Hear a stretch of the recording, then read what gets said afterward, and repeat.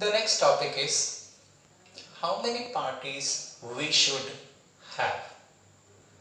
That is, in any democracy, how many political parties should be there, or we can say what are the various party systems.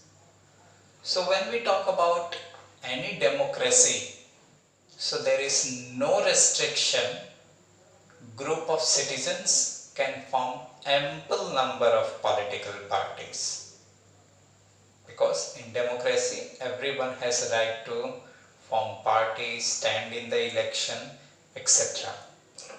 So talking about India as per the data given in our textbook, though it is quite old one, so there are 750 political parties that are registered with the Election Commissioner of India. But if we search on the nets, there are more than 1400 political parties in India right now.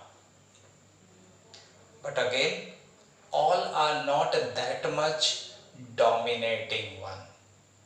Only among these, very few have domination either at the state level or at the central level. So when we talk about the party system, there are three party system.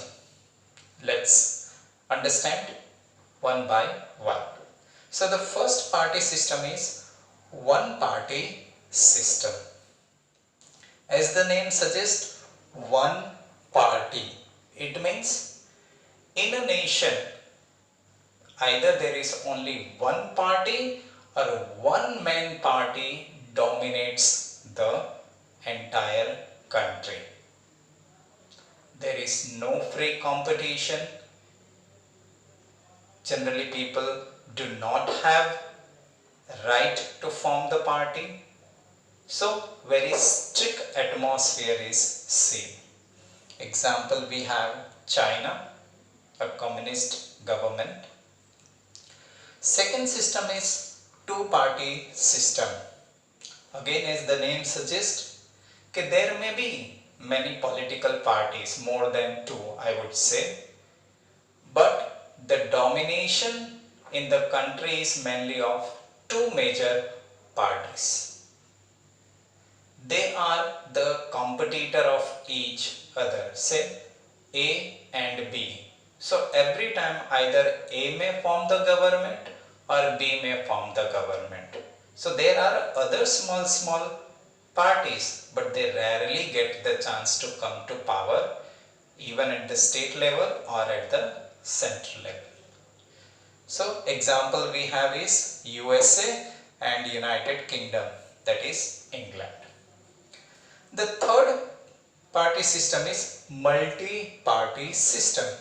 The name itself suggests multi. Multi means many, more than two.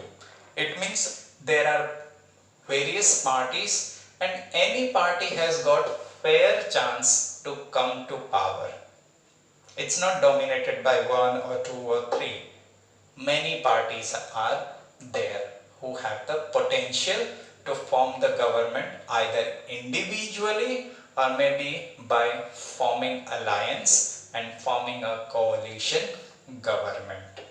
So, in such type of party system, there is free competition, fair competition, everyone gets the opportunity, so any party can form the government. The best example of multi-party system is India. But again, if we see the history of India, even we can say India is somewhat like two-party system, because Indian history shows either BJP has formed the government or Congress has formed the government. But still, if question is asked whether India is an example of multi-party or two-party, the answer will be multi-party system.